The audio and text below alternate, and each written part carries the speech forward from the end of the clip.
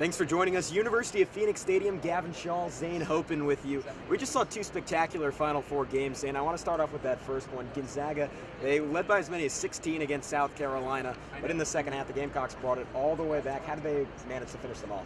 Yeah, we talked about it on the broadcast. Gonzaga very prone to having second half letdowns, and that could be because they're used to blowing teams out. They don't play a full 40 minutes every game. The bench plays a lot. But this time, a high-pressuring team like South Carolina took them all the way, crawled back in the second half. There was a play of Zach Collins that really impressed me, a freshman, not Karnowski, not Jordan Matthews, not Nigel Williams-Goss, but Collins carried them in the end, and he made the big plays that were necessary for them to win the game. Collins, just 23 minutes. The name of the game for him all year has been efficiency. 6 blocks in 23 minutes, a double-double to boot.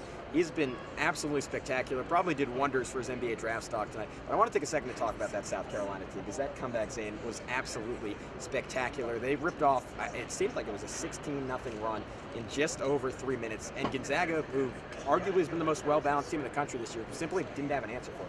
Yeah, no, a lot of it came from Chris Silva down low, working on the glass with Karnowski and Williams and Zach Collins, like you mentioned. He was undersized all night, and really it was a one-man job, much like Jordan Bell was in the second game, but he was keeping them alive under the glass at least. But Sindarius Thornwell and PJ Dozier were spectacular. Two guys, great recruits, decided to stay home in South Carolina and just couldn't quite complete the comeback against the 1 seed. Yeah, they certainly both had their moments, but in the end, it was Gonzaga wrapping it up and moving on to Monday's championship game, where they'll take on the North Carolina Tar Heels. We almost experienced a flashback of last year's traumatizing national title game.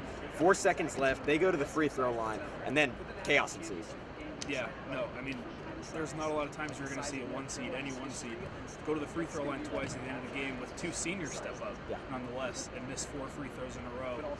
But, Jordan Bell, 15 rebounds, and we know that he feels the guilt of this loss. We've seen the quotes in the press conferences after the game, but 15 rebounds, just you have to box out 2 more times, and I really feel like they felt the loss of Chris Boucher this game, and Cavell Bigby Williams didn't really give them that much, so just tough to see for Oregon, but it would have been tougher to see North Carolina lose that game, I think. What really stands out to me, and Roy Williams kind of talked about this a couple times during the post-game press conference, that's something they practice, particularly in end-of-game situations, getting the tip out on that free throw and being able to extend the game and give themselves a chance if they miss it. Alternatively, there's 4 seconds left. You have Tyler Dorsey, who just hit the three-pointer to end all insane three-pointers about a minute earlier with an opportunity to win that game. But for North Carolina, it really felt like they were in control all of the second half. How come they didn't pull away in that game? It was really bizarre. Neither team shot very well, and Oregon, what we saw from Oregon in the Elite Eight and the Sweet 16 was kind of Tyler Dorsey and Dylan Brooks saving them on offense. The offense wasn't great. It was just they made a lot of spectacular one-on-one plays and made a lot of buckets.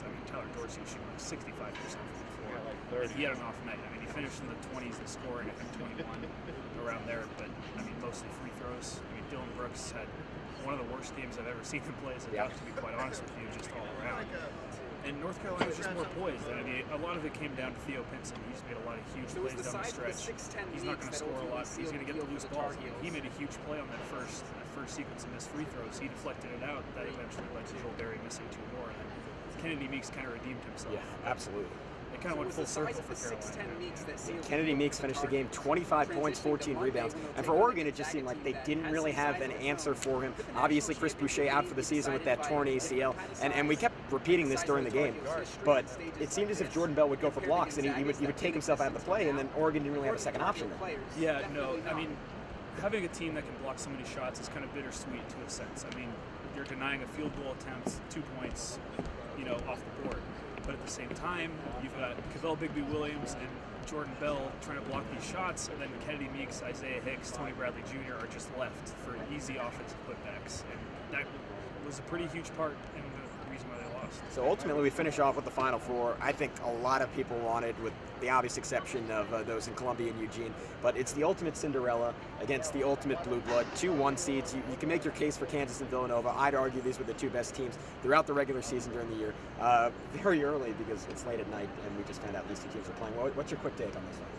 Well, it's all going to come down to Gonzaga's guard play again, and if Kennedy Meeks can play as well as he did today, he'll be a good matchup for Karnowski. So the eyes will be on the front court, but obviously that's on the scouting report, so we'll see how Nigel Williams-Goss and the fellows play for Gonzaga, and then we'll see if Joel Berry's going to be completely healthy by Monday and see how him and Justin Jackson, Theo Pinson come to play. Yeah, Barry struggling with 2 ankle injuries, just 2 of 12 on the night, missed those 2 big free throws. But hey, it helps to have a giant 7-footer named Kennedy Meeks. For Zane Hopen, I'm Gavin Shaw. Keep with Blaze Sports for continued coverage of the 2017 Men's Final Four.